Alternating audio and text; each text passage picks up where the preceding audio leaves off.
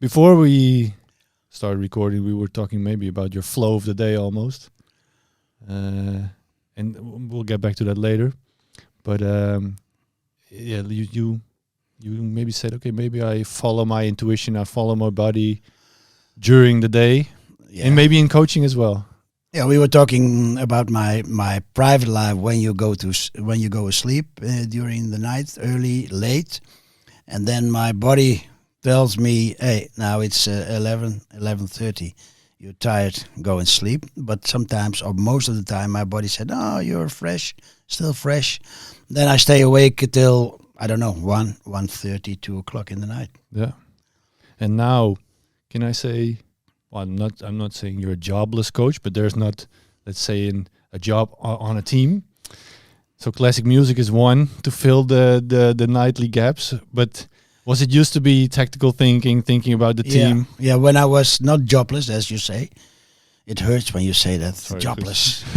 No, but you have to consider your age as well. Sometimes you have to step back, what I did. But then I liked the late hours, because then, or in silence, or in soft music, pop music, but also classical music, then it gives you space to think about the job, or to do what you are planning next day, or next game whatsoever.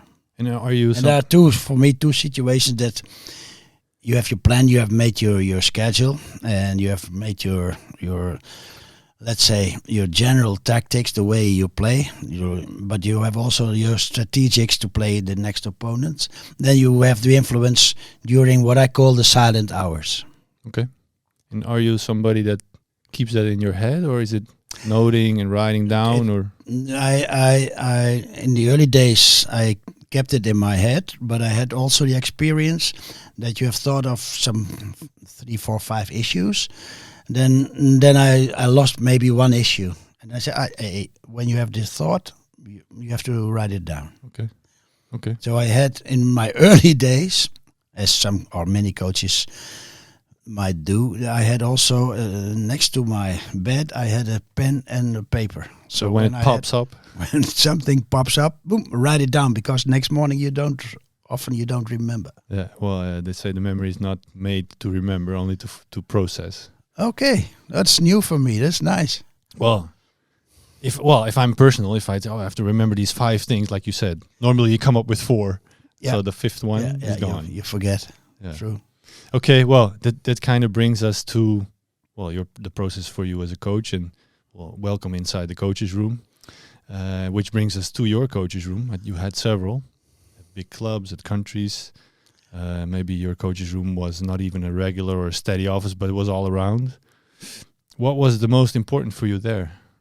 Well, I always required an own office in wherever I worked, in a club or in a federation. But normally in the modern days, they have an office where you can work. What I thought always was of importance for me was, of course, you have your computer, etc., etc. Sure. But in the early days when I started, be careful not to talk too much about the. What is early days? What? Well, in the, let's say, in the early 80s, sure, or late 70s, when I was playing football, went to teaching on schools, etc., but also youth teams I practiced with. Then you had your little offices, because I think always important to have 2 things in my office. That was in that time the flip chart, the flip chart where you make your lineup. Yeah. Several flip charts, and then you have lineup A, B, C, plan A, plan B, plan C, substitutes, etc. Yeah, you win always the game before you play the game. So you made your alternatives also on flip charts, and I put it then on the wall. Really simple, because there were no magnet boards yet. Not yet. No, okay. Not those yet. days. Computer. We're talking about those days. It's now more easy, and which is better, because it's faster to talk with players and your staff. But then I had several flip charts on the wall, and then thinking which player to play against, whoever the opponent might be. And second was the how you call it, the banker couch. Sure. A couch where you can sit. And there was also in that time a little bit already the small computers where you got your images of the game. Okay, so videos and The video, footage, the old-fashioned video system. Because I always like to in the evaluation with teams, of course, to talk about the performance the day before, or, in the dressing room or in the meeting room, but also after that, also individually. And individually, I like to do it in my own office, sitting not opposite a player but next to a player. Okay, that's why I need, because then we are talking, and I will show the images about what I think the player has done well, or has to correct, or has to improve. And then I like to have his vision, whether he sees what has to be done, or what did he do in certain place. Certain areas or certain situations. Yeah. Because for me it was also important. I can impose my thoughts, but I have to be sure that he is also aware what to do or what he did wrong. Yeah, so you let the player explain what he saws, what he sees, and then I can instead make of pushing him towards a solution. Yeah, I can make my opinion about and give my opinion, but I have to know how he thinks about this. Sure, yeah. And then I win time, because I can impose. At the end, you do, because you have a certain idea how a player in his position has to play. But then I must know how he thinks about his job as well. Now my assumption, again, is an assumption that let's say late 80s, coaching was more top down. This doesn't seem top down at all. No, that's true. At the end, it is top down, because when you are in a high level, the standard is asking top down. You have to the context or the coach. The context, because what is asked or required in the game, what you have to do, and there you have to say, hey, this is what we want you to do, and then it's more or less top down, but it's not a top down in the way that I, as a coach, impose on you, because if the player cannot cope with that, then it's difficult, you know. Yeah, well, again, it was my idea is that let's say philosophy about working with players is more, let's say, from the last 25 years, where it's more integrated. Players have to have an opinion. They have to find the solutions. And maybe before that, it was more, let's say, the dictatorship. The coach says what to do. Or am I wrong? Or are we wrong? No, it's still, you make the plan. You make the plan how to play. Yeah. How you play, whether you play a high block or low block or mid block, whatever the technical terms are. But then they have to know it, so you have to impose it. If not, they work for themselves. But they have to be aware. And that's why you need intelligent players. And also, there is for me an aspect which is important, that coaches during the game, we think we are powerful during the game, which is normally not true. I see, and I made the mistakes, in my opinion, myself in the beginning of my career, when I see images back, that I was running into the coach's area from left to right, and pointing to left to right what to do. And I've been a player as well. I never looked at the bench to see, hey, coach, what do I do now? Oh. So I was more or less, in that time, supporter. Because if you do like that, you run like a tiger in the cage, then you're too late already. And then I learned to myself, you have to try to think in an advanced situation. What can happen in the next 3, 4, 5 minutes in the game? And do you have then the power to correct if you see something is going wrong? You don't have the power directly. That's why I liked always to have in my vertical axis, from central defense, midfield, attacking midfield, players who are the extension of the coach. Yeah. So you work the whole week on your way of playing. Generally, also focused on your next opponent. Where is the weakness and the strength of yourself and your opponent? But then you have to transfer it in the mind of those, what I call my second Key players, yeah, sure. my key players, and they have to control what has been practiced and what has to be executed. And then you can every now and then in a dead situation, you can have a contact with those key players. So Did you involve them in the strategy or in decisions? Yeah, of course, because we made that plan, and then said this is my plan to play. Yeah, and if they have they can adjust something in that, I have to be open to think about that, what they are contributing. Yeah. How does it work? So, like I said, okay, football is. Well, you made a strategy, or you think you have a good strategy. I think that's the best way to describe it. Then the captain, the key player, okay, guys, come in. This is my idea. Sit down on the bench, for example, and you explain it with 3, 4, 5 players. Is that how I can see it? Well, you do it already in the training sessions before, of course. And then you have your meeting. Smart players will know and realize as well during the sessions, but of course. there are no, in top you cannot have stupid players. Okay. But then I didn't like also when you have a game on Saturday or Sunday. I didn't like to have very extended meetings in the meeting room with a team, because I know by experience as I was a player, then you had also coaches who talked 45 minutes, 1 hour in a meeting room. And as a player, we start joking already after 6, 7 minutes, because one is losing easily the concentration after 5, 6, 7 minutes. And then we start joking, stupid dressing room jokes in the meeting room, you know. So that learns me, hey, don't talk, don't go over the top, because you want to confirm yourself. You want to confirm yourself, hey, did I do well? I have to repeat it 1, 2, 3, 4 times more, which is not true. You can check it you can check whether they have understood your way of playing, of coaching during the last team sessions on the pitch. Yeah, I think it's a pitfall for almost every starting coach that you want to control as much as you think you control. Yeah. So long talks, a lot of coaching, because you think for your self confirmation. Yeah. Probably it's uncertainty. Probably. Yeah. Yeah, it's true. That's interesting. It's true, and I know as a player, you see it. They start joking, they start losing, or they start even staring.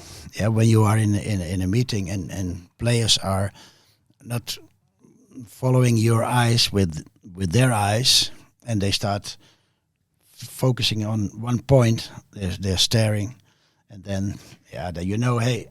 I think we all had the discussion that at some point the concentration was gone. Some player made a joke and everybody just cracked up, and know, okay, I should have stopped 5 minutes ago, probably. True. I did myself. I know. I know. You cannot see it, but I had one control over my eyelid. I will show you now, that I used as a player to another player. This one. You see now, I can shut my right eye. I cannot shut my left eye. Okay. I have control here with this nerve on my right eye. Sure. And when the coach was, in my opinion, come on, man, finish your. So then I did this, and I looked at the other players, and that other player had artificial teeth. He put out. Good. Shortly said, we start joking. And then it's lost. It was nice for the team. It's nice for the team. And it's also, I think, also very good that players feel safe enough to do it. And as long as there's respect, if you don't interfere or whatever, then you're fine, I think. Fear is not good. Okay, interesting. Okay. Well, a little bit maybe connected to this is I hear sometimes I hear a coach talking really into detail, and I also hear a manager letting things go. And I already asked you this, but now on the recording, do you feel more like a coach or a manager, or did you change or shift? You have to shift when you are practicing. What I said in the way of playing generally, but also focused on the next opponent. Then you are the coach, and you want them to execute. But you cannot for me, the manager is more what is around the team. Yeah, how do they cope with each other? How do they cope with whatever supporters or press or whatsoever? You have to deal with that as well. Then you are more the manager. Yeah, but you cannot, in my opinion, not say he's the coach or he's the manager. Yeah. It's In what the way that, let's say, the outside world looks at it, is that, okay, typically in England you have managers and they have field coaches. That's what they say, and it's a little bit stereotyped. but in England, then the manager is also the technical person, the head, what we call the head coach, and then you have the field coaches as well. And I worked in Chelsea twice. There you feel that you have your beautiful staff, and then you're the manager. But the manager is in the technical area. On the continent or elsewhere, it's more the manager is more the manager in whatever the commercial side or the technical side, etc. etc. It's more separated on the continent or elsewhere. Yeah, but I also what I also tend to hear is that you're either a very good coach or you're either a very good manager, and it hardly comes down that you're both. Yeah, okay, in the elite you have several, but a lot of coaches can we put them in that box or we put them in that box. Yeah, I don't want to put it in two boxes. It's you have to deal with that. We have to deal with that. And if I hear correctly, you have to take on both roles anytime. At one sure. point you have to be the Sure. manager, one point Sure. you have to be the coach, and you have to have both qualities. Otherwise, you cannot survive. Probably. That's true, I think. Okay. When I was doing a little bit of research about you, and maybe it's a little bit the management side for you, there was a story about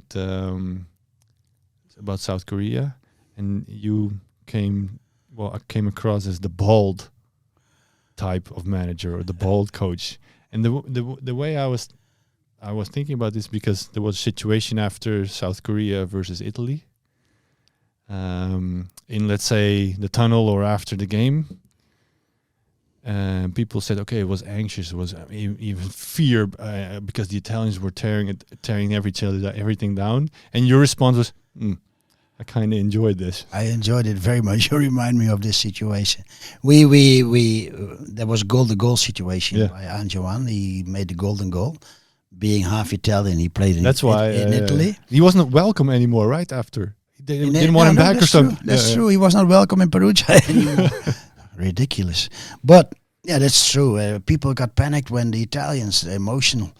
And I knew some personally. I knew the Buffon, I knew Gattuso personally. And I know they smashed afterwards. They smashed by frustration the dressing room. They teared all this, the chairs and etc. And you know, Koreans are well organized and disciplined and respectful, etc. etc. And they said, no, look what's happening. I said, come on, guys, fold your arms on your belly and look and enjoy what they are doing. I enjoy it very much, yeah. But it has nothing to do with bold, no? Bold means that because I was asked to go to the last 16 before the World Cup when I started almost 2 years before. Then I was asked, hey, bring us to the 16. Korea never won on 5 World Cups where they were. Never won one game. So, hey guys, what's going on? So I made some conditions for them to fulfill. If not, I wouldn't accept the job. One was that we needed all the players in a longer period together, like a club team.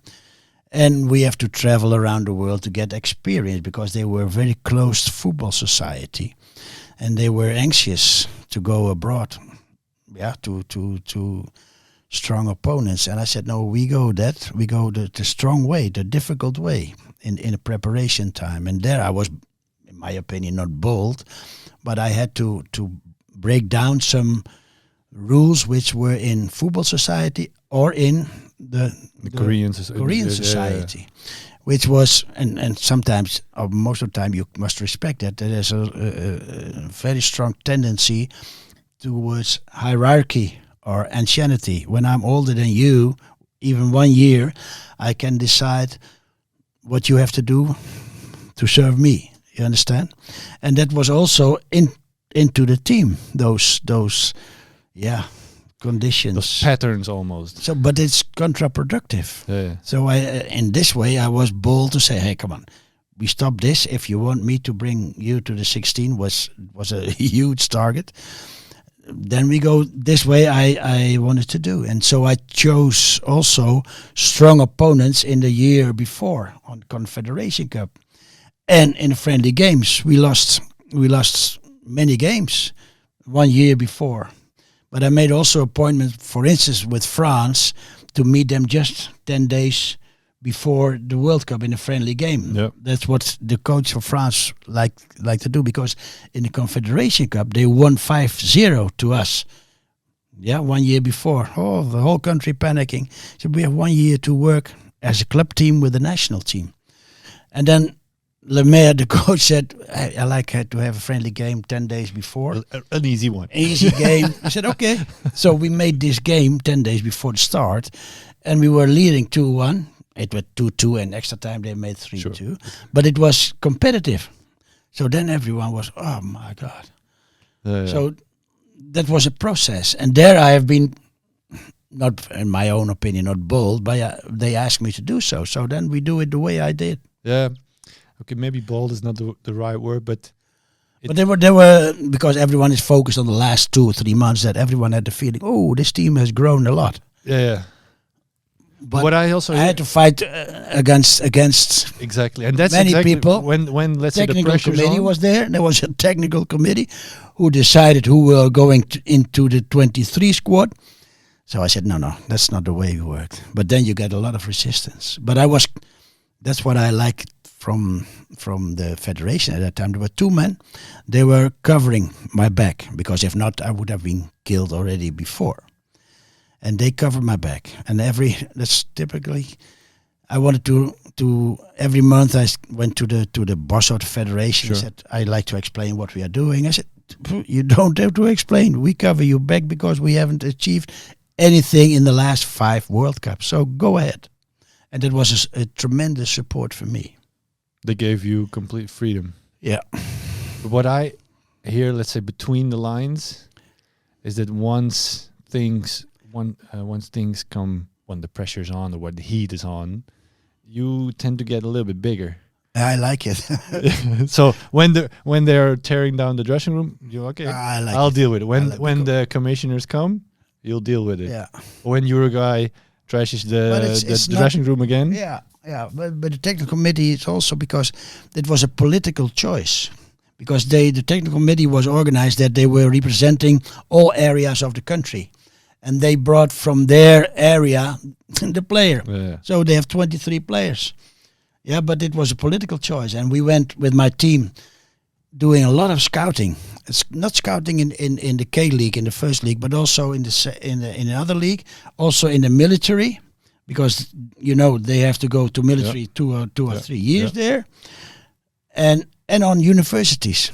And we brought some players in who were playing on university teams. The goalie, the number 1 goalie, no one knew him. He came from army. So we brought those players based on quality and not on political choices.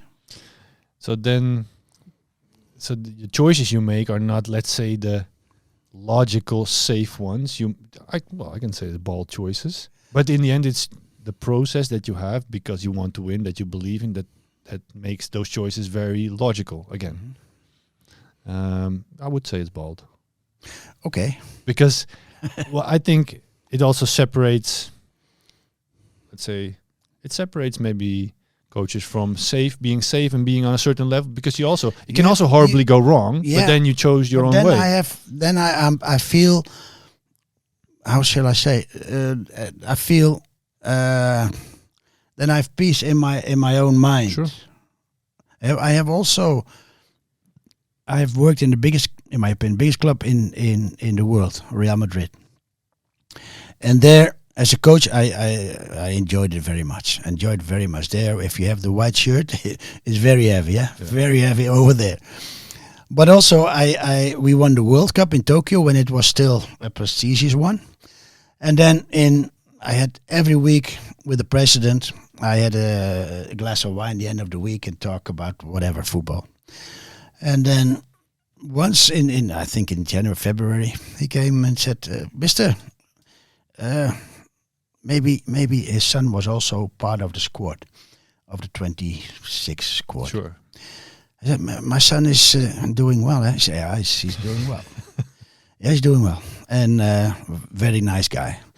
His son or the president? The president was also a nice guy. Well, no, was a nice guy. And his son also, very contributing. Had not the big quality Sure.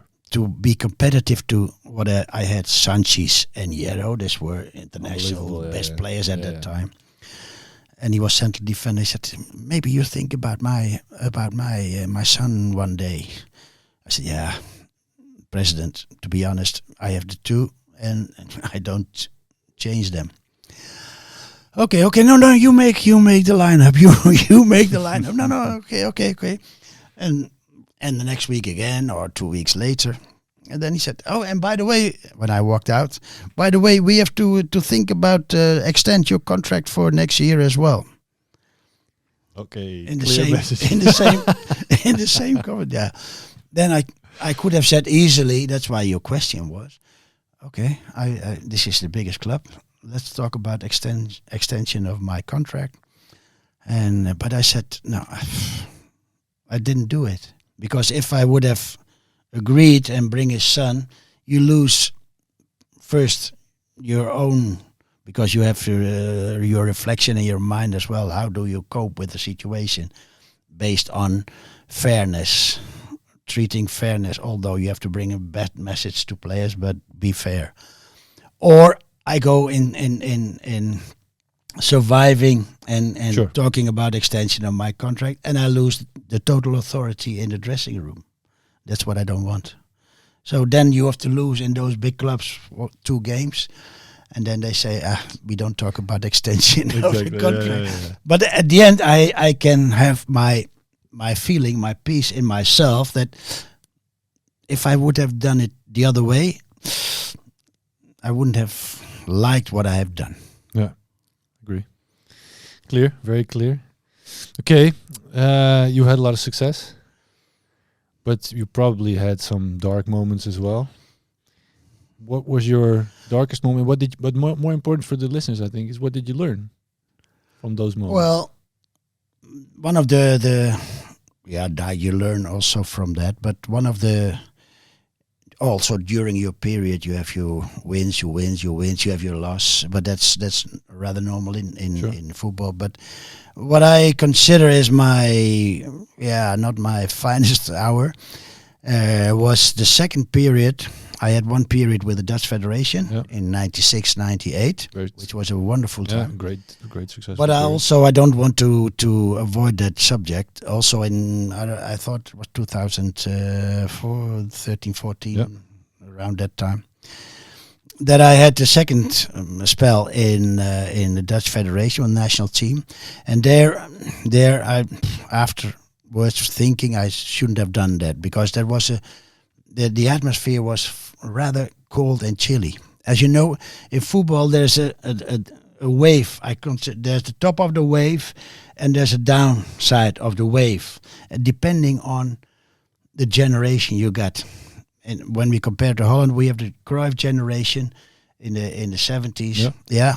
Then you go down a bit and you have the Gullit from Boston generation in the 80s. Yeah, later on you have the Robben Sneijder from PSV generation. And in 14, although they were very successful in the World Cup in Brazil, but they were a bit, in my opinion, not they were lucky because they escaped from Australia, Costa Rica and Mexico. Yeah. Perfect. But you have to, as management, but also in the directory board, they have to acknowledge, hey, this is now the end of the generation of Van Persie, Robben, Sneijder, more or less. Yeah. So we go a little bit down. We went a bit down, and then we started to create a very competitive change of the team with Wijnaldum, etc. And then we were losing 1 or 2 games, and then we climbed up a bit. We were still in chance to qualify, but the directory board said it's not going well. It's not going well. They were also not having, in my opinion, the vision to go along that we go a little bit down in the wave and try to climb up. And that was one of my... They didn't acknowledge it was a transition phase. Yeah, and then it was a cold atmosphere. Sure. I didn't like that. Okay, what was the biggest lesson there? Well, that on forehand you must convince them in what situation I think we are with the or top of the wave or a little bit down, and we have to find our ways to climb out of this. Yeah.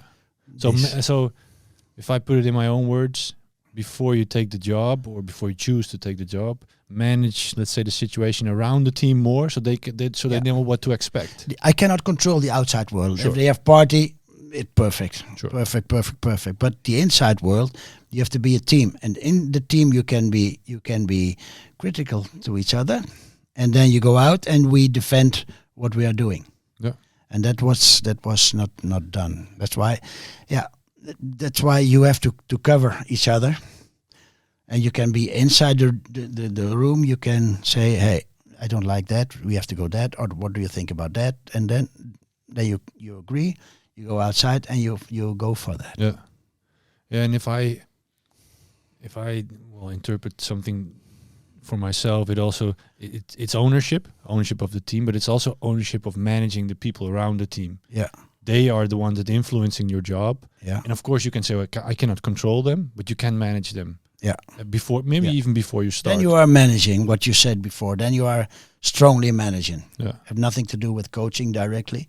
Then it's managing the environment you can have or must have your influence. Yeah. And you were talking about the situation, let's say, on elite European/world level. But this also accounts for any coach in any environment. I think so. Yeah. If you're a local amateur club, you also have a president or whatever that you need to manage. Yeah. You cannot control him, but manage expectations. And then you are also, when the attitude is good, you're also as a coach or manager, you're open to advices or criticism. Yeah. Okay, very clear. Okay, Guus, I promised you that you would be on the pitch with Theo. Yeah. At 2. Yeah. You have 5 minutes left, so we're gonna end this. Okay. But I have one question left, and that's always, okay, who should we talk to next? Well, nowadays there are influences of a lot of service stations, which I called in the data, know, in teams around teams. And nowadays I have sometimes, but maybe I'm getting old. I don't know. I'm not judging. But now the data people, they can have a big with capitals influence on managers and coaches as well. You cannot play that one because he's coming into the red zone. Sure. Physically. Yeah, but for me it's a little bit sometimes too much of influence. Okay. I had once also I was watching in some team, the two, how you call it, psychological people. Sure. Were testing some players during a lunch of the team. So there were 2 chairs vacant. I said, how's possible? Yeah, they are doing some exercise with a stupid exercise because I was looking at them. Okay, and they were making notes about what players are doing. I said, come on, now you're going over the top. They have to be with a team and having a lunch together. Sure. That's what I mean. And then we go to one. I have 2 suggestions for you. Maybe another podcast you should take Theo Lucius from PSV, which was my player.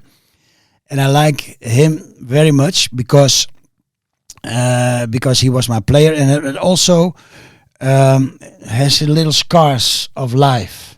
And now he made the transition. He was a good player, but not top player. 1 or 2 caps, good, decent, very decent player. But he made the transition now to be a coach, and that's also interesting how they do this. And I enjoy watching him because he is, of course, learning. He needs the basics of coaching, but also his intuition is very strong. Yeah. So that combination is Is very, there, very maybe there's a connection with you as a person. yeah, I like that. Those guys, I like very much. I like very much. That's Yeah. one.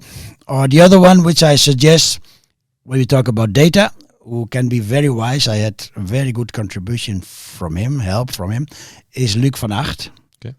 And he also has a very clear mind that although being a man of data, physical, he understands perfectly what coaches think or feel. Yeah. Okay. So if I It's up to you.